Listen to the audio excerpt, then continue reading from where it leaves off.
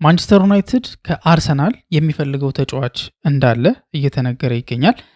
ያም ተጫዋች በምን ቦታ ላይ ነው የሚጫወተው፣ ምን ያህልስ አስፈላጊ ነው የሚለውን ነገር ለማየት እንሞክራለን። በእርግጥ በዛ ቦታ ላይ ማንቸስተር ዩናይትድ ከአርሰናል ብቻ አይደለም ተጫዋች እየፈለገ የሚገኘው፣ ግን በጣም አንገብጋቢ ቦታ ስለሆነ እዛ ቦታ ላይ ሌሎችም ተጫዋቾችን ከሌሎች ክለብ አማራጮችን ለማየት እየተሞከረ ነው የሚገኘው። እነዛ ተጫዋቾች እነማን ናቸው? ምን አይነት ጥንካሬ ያላቸው፣ ምን አይነት ድክመት አላቸው፣ ወይ ደግሞ ምን ያህል ያስፈልጋሉ? ያስ ቦታ የምር ማንቸስተር ዩናይትድ መጠናከር የሚጠበቅበት ቦታ ወይ ደግሞ ማጠናከር የሚያስፈልገው ቦታ ነው ወይስ አይደለም የሚለውን ነገር ዘርዘር አድርገን ለመመልከት እንሞክራለን። ከዛ ውጭ ደግሞ ልክ እንደዚህ ሁሉ አሁን ያልኳችሁ ቦታ የአማካይ ቦታ አይደለም።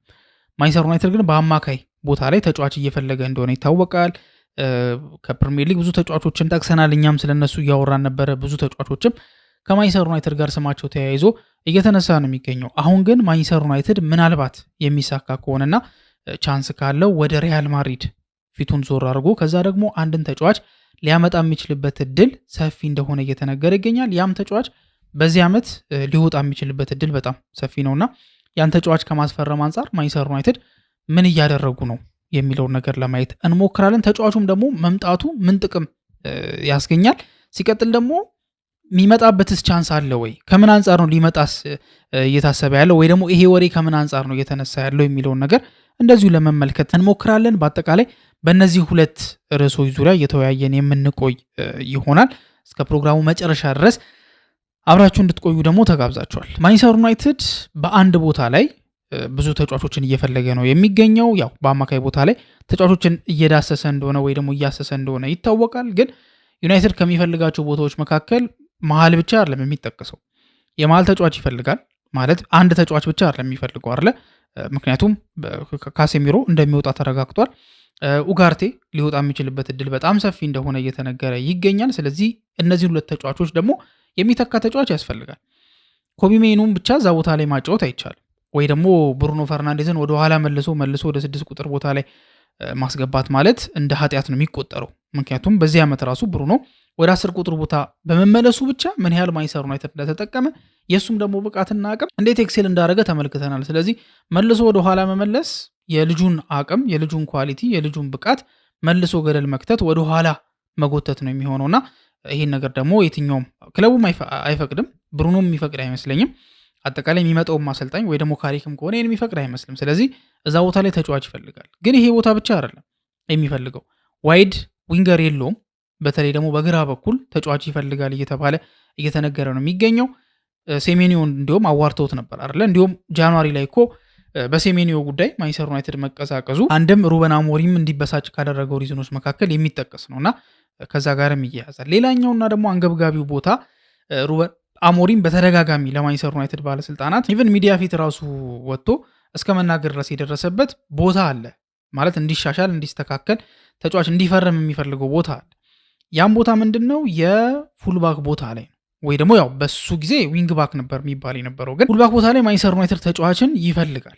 ሶ በዛ ፉልባክ ቦታ ላይ ነው አሁን ከወደ አርሰናል እና ከሌሎችም ክለቦች ማንቸስተር ዩናይትድ መረቡን መዘርጋት የቻለውና እንደሚታወቀው ከቅርብ ጊዜ ወዲህ ያለው የትራንስፈር ጉዳይ በማንቸስተር ዩናይትድ ቤት በኩል ኢኔዮሶች ከተረከቡት በኋላ የፉትቦል ኦፕሬሽኑን ጉዳይ የተሻሻለበትን መንገድ እየተመለከትን ነው የምንገኘውና ከዛ አንጻር ከተመለከት ነው መሻሻሎች አሉ በማንቸስተር ዩናይትድ በኩል። ስለዚህ አሁን ሰፋ አድርጎ የተለያየ አይነት አማራጮችን ነው ለማየት እየተሞከረ ያለው።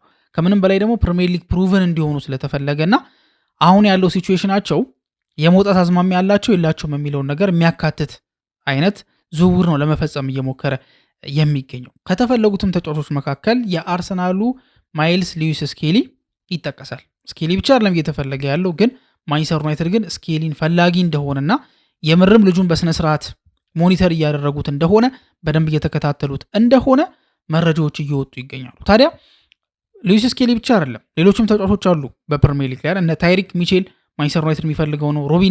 አንቶን ሮቢንሰን የፉላሙ ፉልባክ እንደዚሁ ይፈልጋል። ራውም የተባለው የአርቢ ሌብጂኩ ፉልባክ እንደዚሁ ይፈልጋል። ታዲያ ለምንድን ነው የሚፈለጉት? ማንቸስተር ዩናይትድ ፉልባኮች አሉት አይደል ወይ ከተባለ የተፈለጉበትን ሪዝን ልንገራችሁ። ለምን ማንቸስተር ዩናይትድ እነዚህን ተጫዋቾች ማየት እንደጀመረ ማለት ነው። የመጀመሪያው ያሉት ተጫዋቾች ለምሳሌ በዛ ቦታ ላይ ማንቸስተር ዩናይትድ ስንት ተጫዋቾች አሉት? ማላሲያ አለ፣ ሉክሾ አለ፣ ዶርጉ አለ፣ ውሰት ላይ የሚገኘው ደግሞ ሃሪ አማስ አለ። እንደዚሁም ደግሞ ዲያጎ ሊዮን የተባለው ደግሞ ወጣት ተጫዋች ከፓራጓይ የመጣው ተጫዋችም ደግሞ አለ በዛ ቦታ ላይ። ግን ደግሞ ሁሉም ግን ለማንቸስተር ዩናይትድ ለቀጣይ ሲዝን ለዘንድሮ እንደምንም ይሄ ቦታ ፈንክሽን እያደረገ ነው። ለቀጣይ ሲዝን ግን ይሄ ቦታ ፈንክሽን እያደረገ ይቀጥላል የሚለው ነገር ጥያቄን ያስነሳል። ማላሲያ ከማንቸስተር ዩናይትድ ቤት ሊወጣ የሚችልበት እድል ሰፊ እንደሆነ እየተነገረ ይገኛል። ምክንያቱም ከገባበት በጣም መጥፎ የሚባል የጉልበት ጉዳት ሊያገግም አልቻለም። እዛው በዛው ይደራረብበታል። ኦፕሬሽን ደጋግሞ ይሰራል። የእሱ ችግር ብዙ እንደሆነ ይታወቃል። ከዚህ በፊትም በዚሁ ቻናላችን ላይ ስለ እሱ ጉዳይ አንስተን ተወያይተን እናውቃለን። ስለዚህ ማላሲያ መፍትሄው የሚሆነው በማንቸስተር ዩናይትድ በኩል ማንቸስተር ዩናይትድ ለቆ የመውጣት ጉዳይና አነስ ወዳሉ ሊጎች ሄዶ ወደ አነስተኛ ክለቦች ሄዶ እድሜው ገና ስለሆነ ላይክ ፕሮፌሽናል ኬሪየሩን መልሶ ስታብሊሽድ ማድረግ የሚችልበት አጋጣሚ አለ። ግን ከማንቸስተር ዩናይትድ ግን ሊወጣ የሚችልበት እድል ሰፊ ነው። ሌላኛው ሉክሾ ነው። ሉክሾ ከገባ ሁሌም ምርጥ እንደሆነ ይታወቃል። የአቅም ጉዳይ የለበትም፣ የአቅም ችግር የለበትም፣ የችሎታ ጉዳይ ሉክሾ ላይ ተነስቶም አይታወቅም። እንግሊዝ አሉኝ ከምትላቸው ፉልባኮች መካከል የሚጠቀስ ምርጥ ፉልባክ ነው ሉክሾ። ግን ችግሩ ምንድን ነው? ሉክሾ የጉዳት ታሪክ አለው። የጉዳት ታሪክ አለው ስላችሁ ይሄን ዓመት ብቻ አይደለም ማየት ያለብን አይደለ? ይሄ ዓመት ብዙ ኤክሴፕሽናል የሆኑ ነገሮች አሉት። መረሳት የሌለበት ነገር ለምንድነው ብዙ ኤክሴፕሽናል የሆኑ ነገሮች አሉት ያልኳችሁ? ማንቸስተር ዩናይትድ ከመጀመሪያው ጀምሮ አሁን ፕሪሚየር ሊግ ብቻ ላይ ነው የሚሳተፈው፣ ሌላ ምንም የሚሳተፍበት ውድድር የለም። ግን ገና ሲጀምር ነው ማንቸስተር ዩናይትድ ገና ጀምሮ አይደለ ፕሪሚየር ሊግ በጀመረበት ወራት ውስጥ ያደረገውን ጨዋታ ከግሪምስቢ ጋር ነበር ጨዋታውን አድርጎ የነበረው አይደለ? ከግሪምስቢ ጋር ያደረገውን ጨዋታ ከካራቦ ካፕ ገና መጀመሪያ ላይ ነበረ ወጥቶ የነበረው ገና ከመጀመሪያው ማለት ነው። ከዛ ገና ሊጉ ሲጀምር ኦልሞስት ገና የመጀመሪያዎቹ 3 ጨዋታዎች ውስጥ ማንቸስተር ዩናይትድ ካረጋቸው 3 ጨዋታዎች ውስጥ ከ3ቱ ጨዋታ በኋላ የሚያረጋቸው ጨዋታዎች ወይ ደግሞ የሚወዳደርባቸው ውድድሮች 2 ብቻ ነው፣ ፕሪሚየር ሊግ እና ኤፍኤ ካፕ ብቻ ማለት ነው። 2 ማለት ነው። ስለዚህ ቢበዛ በጣም በቃ በዛ ከተባለ በሳምንት 2 ጨዋታ ቢያደርግ ነው። እሱንም ኤፍኤ ካፕ ካለ ብዙ ጊዜ ከተመለከታችሁ ዊኬንድ ላይ ነው የሚኖረው። ያው ብዙ ጊዜ ክለቦች ጨዋታ አይኖራቸው፣ ስለዚህ የሚያጨናንቅ ነገር የለውም። ከኤፍኤ ካፕም ደግሞ ተሰናበተ በጊዜ አይደለ? ምክንያቱም ኤፍኤ ካፕ እየተደረገ አልነበረም። ልክ የፈረንጆቹ አዲስ ዓመት እስኪመጣ ድረስ ምንም አይነት የኤፍኤ ካፕ ጨዋታ እየተደረገ አልነበረም። የኤፍኤ ካፕ ጨዋታ መደረግ ሲጀምር ማንቸስተር ዩናይትድ ጨዋታ አደረገ። ከብራይተን ኤንድ ሆቭ አልቢዮን ጋር ያደረገውን ጨዋታ በዳረን ፍሌቸር ስር ወዲያው ወደቀ። ከዛ በኋላ ማንቸስተር ዩናይትድ ብቸኛ የሚወዳደርበት ውድድር ፕሪሚየር ሊግ ብቻ ሆነ ማለት ነው። ስለዚህ ቢበዛ ፕሪሚየር ሊግ ነው የሚጫወተው። በሳምንት 2 እንኳን የሚጫወትባቸው ኦኬሽኖች በጣም ሬር ናቸው። በጣም ሬር፣ ሰፊ የረፍት ጊዜ ነው የሚያገኘው በእያንዳንዱ ጊዜ አይደለ? ማንቸስተር ዩናይትድ ሙሉ እኮ 15 ቀን እኮ ያረፈበት ጊዜ አለ። ሙሉ 15 ቀን ማለት እንደዚህ አይነት ነገሮችም ሀፕን ያደርጋሉ ወይ ደግሞ እንደዚህ አይነት ነገሮችም ይፈጠራሉ። እና ሰፊ የሆነ ጊዜ ስላሉ ትንሽ ጨዋታ ስለሚያደርግ ሉክሾ አለመጎዳቱ ሊያስገርመን አይገባም ብዬ አስባለሁ፣ የጨዋታ መደራረብ ስለሌለበት ማለት ነው። ስለዚህ የሉክሾ ጉዳይ ሜቢ ማንቸስተር ዩናይትድ በዚሁ አሁን ለምሳሌ ጥሩ እየተንቀሳቀስ ነው አይደለ? ወደ ቻምፒየንስ ሊግ ማለፍ የሚችል ከሆነ ቀጣይ ዓመት የአውሮፓ ውድድር ይኖርበታል። ካራቦ ካፕ አለበት፣ ኤፍኤ ካፕ አለበት፣ ፕሪሚየር ሊግ አለበት። በእነዚህ 4 ውድድሮች ላይ ፈንክሽን ማድረግ መቻል አለበት። ከሉክሾ ጋር ግን ፈንክሽን ማድረግ ይችላሉ ካልን ትልቅ ጥያቄን ያስነሳል። ስለዚህ በሉክሾ መተማመን አስቸጋሪ ነው። ሃሪ አማስም ተመሳሳይ ነገር ነው። ኖርዊች ሲቲ ነው የተጫወተ የሚገኘው አይደለ? በውሰት ስቲል እዛም ሆኖ ግን በጉዳት ስትረግል እያደረገ ያለ ተጫዋች ነው። ገና የፎርም ችግር አለበት። ከአቅም አንጻር ገና ነው የሚባል ተጫዋች ነው። በዚህ አቅሙ ላይ ደግሞ ጉዳት ሲጨምርበት ልጁን በቃ ከጨዋታ ከጥቅም ውጭ ነው የሚያደርገው። ዶርጉስ ልትሉኝ ትችላላችሁ አይደለ? ዶርጉ ደግሞ ሞሮፍ መረጃዎች የሚያሳዩት ከፉልባክነት ይልቅ ወደ አታኪንግ ኦፕሽን እያደገ ነው ማለት። ከዚህ በኋላ ልጁ እንደ ዊንገር ነው እንጂ ትሪት የሚደረገው ከዚህ በኋላ ወደ ፉልባክነት ሚናው ይመለሳል ተብሎ እየታሰበ አይደለም። በተለይ በዛ ዊንገር ቦታ ላይ ከሩበን አሞሪም ጀምሮ በማይክል ካሪክ ስርም የመጀመሪያዎቹ ጨዋታዎች ላይ የዊንግ ቦታው ላይ እየተጫወተ ፕሮዲስ ያደረጋቸውን እንቅስቃሴዎች ስንመለከት ልጁ የምርም እዛ ቦታ ላይ መጫወት ይችላል።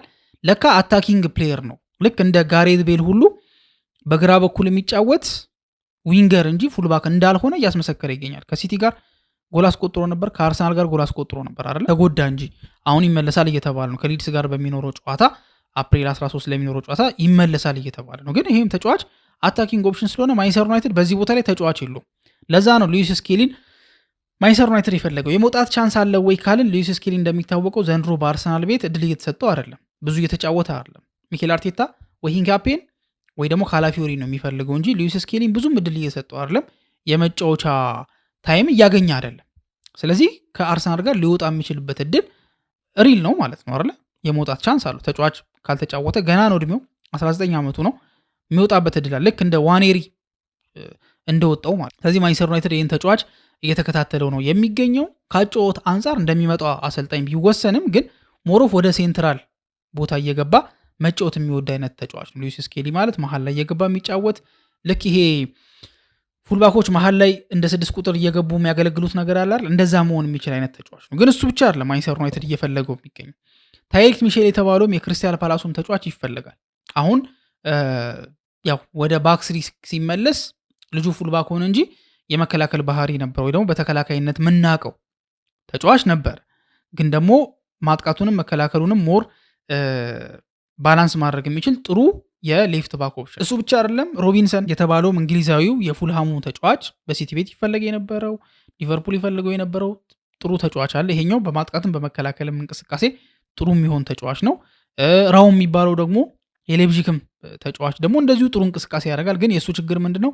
የፕሪሚየር ሊግ ኤክስፔሪየንስ ስለሌለው ከነዚህ ተጫዋቾች ወደ መጨረሻ ያደርጓል። ግን ቶፕ ሊስት ግን ሲደረግ አንደኛ ደረጃ ላይ መምጣት አለበት ተብሎ የታሰበውና በብቃት የተሻለ ሆኖ የተገኘው የፉልሃሙ ሮቢንሰን ነው። ስለዚህ ሮቢንሰን አለ።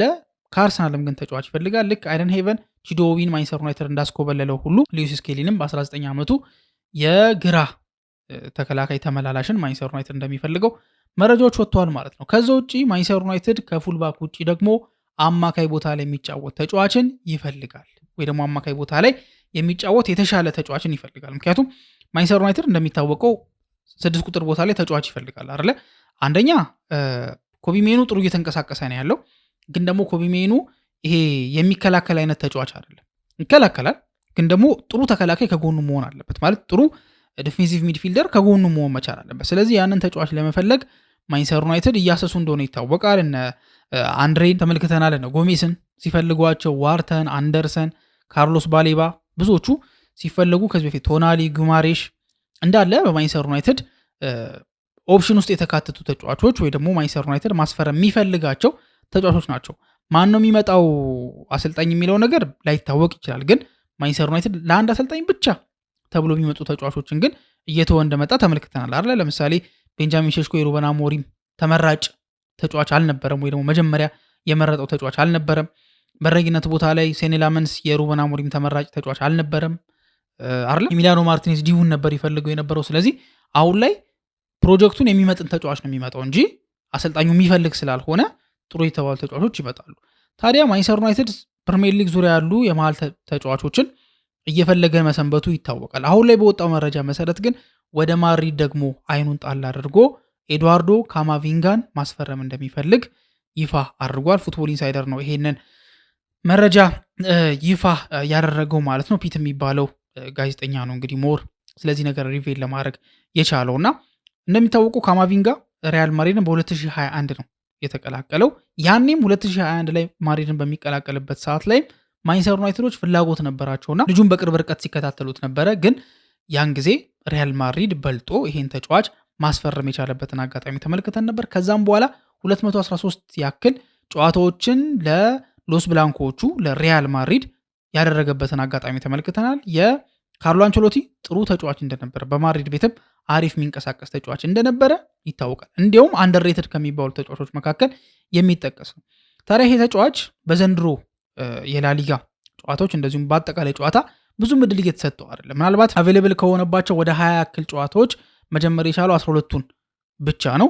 ሲቀጥል ደግሞ ባለፈው ከማንቸስተር ሲቲ ጋር ተጫውተው ማንቸስተር ሲቲን ሪያል ማድሪድ 2-1 ባሸነፈበት ጨዋታ 16 ደቂቃዎች ብቻ ነበር ለሱ ተሰጥቶት የነበረውና በማድሪድ ቤት የመጫወቻ እድል እየተሰጠው አይደለም። ደቂቃዎቹ እየቀነሱበት ነው ያሉት። ስለዚህ ፒት የተባለው ጋዜጠኛ ከፍተኛ የመውጣት ቻንስ አለው። ምክንያቱም ቻንስ እያገኘ አይደለም፣ መጫወት ይፈልጋል። የመጫወት ቻንሱ እየመነመነ ነው። ኢቭን ለብሔራዊ ቡድን የመጠራቱ ጉዳይ ራሱ አደጋ ውስጥ ነው ያለበት፣ ማለትም ለዓለም ዋንጫ ማለት ነውና እንደሱ አይነት ችግር ውስጥ ስላለ ኤድዋርዶ ካማቪንጋ ከማድሪድ ጋር ለመለያየት ሀሳብ እንዳለው ወይ ደግሞ መለያየት እንደሚፈልግ እየተነገረ ነው የሚገኘው። ብቻ ግን ያው ማንቸስተር ዩናይትድ ብቻ አይደለም የዚህ ልጅ ፈላጊ፣ ሊቨርፑልም የዚህ ልጅ ፈላጊ ነው በደንብ። ምክንያቱም በዛ 6 ቁጥር ቦታ ላይ ሊቨርፑልም ተጫዋች ይፈልጋል እና በጣም ፈላጊ ነው። ማንቸስተር ዩናይትድ ትልቅ ፉክክር ይጠብቀዋል ማለት ነው። ታዲያ ለምንድን ነው የተፈለገው እሱ የሚለውን ነገር ስንመለከት አንደኛው ነገር የቻምፒየንስ ሊግ ልምድ አለው፣ ዋንጫ የማሳካት ልምድ አለው፣ የትልቅ ክለብ ተጫዋች ልምድ ስላለው ይሄ ቢግ ክለብ ፕሬዠር የሚባለውን ነገር አብዞር ማድረግ የሚችል ተጫዋች ነው። ይሄ አንደኛው ነው። ሁለተኛው ደግሞ ቨርሳታይሊቲ ማለት የፈለገው ቦታ ላይ እንደሚታወቀው ካማቪንጋ 6 ቁጥር ቦታ ላይ ይጫወታል፣ 8 ቁጥር ቦታ ላይ ይጫወታል። ኢቨን ፉልባክ ላይ ራሱ ሆኖ ሲጫወት ተመልክተናል። እና ይሄ ቨርሳታይሊቲው ደግሞ የትኛውም አሰልጣኝ የሚፈልገው አይነት ተጫዋች እንዲሆን ያደርገዋል። ፍጥነት አለው ልጁ፣ ጉልበት አለው፣ ከኳስ ጋር ጥሩ ነው፣ ፊኒሽንግ ላይ አሪፍ ነው። እንደ 8 ቁጥር ሆኖ መጫወት የሚችል ተጫዋች ነው። ይሄም ልጁን ጥሩ ያደርገዋል። ከዛ ውጭ ደግሞ የእድሜው ጉዳይ ነው። ገና 23 ዓመቱ ነው። ይሄ ሁሉ ዓለም በማድሪድ ቤት ኦልሞስት ወደ 5 ያክል ዓመታትን ቆይቶ 23 ዓመት ማለት በጣም እርሊ ነው አይደለ? ብዙ ልምድ አለው። ከዚህ በኋላ ብዙ ማገልገል የሚችል ተጫዋች ነው ማለት ነው። ሲቀጥል ሲጫወትም ጉልበትን የቀላቀለ አጨዋወት ስለሚጫወት ለፕሪሚየር ሊግ የሚሆን ተጫዋች ነው ተብሎ እንዲመረጥ አድርጎታል። ከዛ ውጭ ደግሞ ከሜዳ ውጭ ያለውም ደግሞ ተግባር ከሜዳ ውጭ ያለውን ባህሪ የልጁ ፕሮፌሽናሊዝም በጣም ይደነቃልና ለየትኛውም ክለብ እንዲፈለግ ተመራጭ ተጫዋች እንዲሆን አድርጎታል።